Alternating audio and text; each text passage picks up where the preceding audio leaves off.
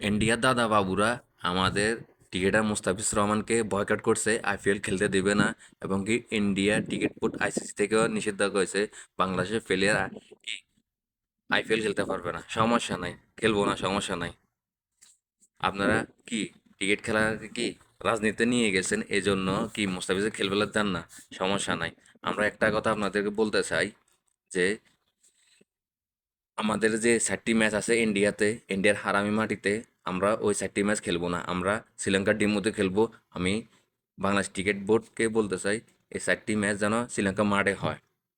না হলে আমাদের ফেলিয়ার নিরাপত্তা কি, নিরাপত্তা কে দিবে?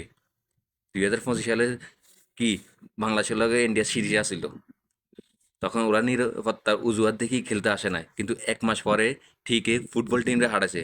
অনেক ওরা খাওয়া দাওয়া করছে, কি দিল্লির লাড্ডু খাওয়াইছে, তখন কইছে হ্যাঁ ঠিক আছে, প্রেগনেন্ট ঠিক আছে। এখন আমাদের প্লেয়ারও নিরাপত্তা দরকার, ইন্ডিয়া মাঠে কোনো খেলা হবে না।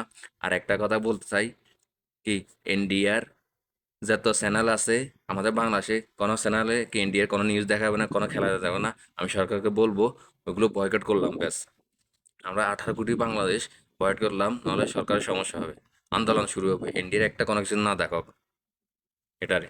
তো ভালো থাকবেন সবাই, সালাম আলাইকুম।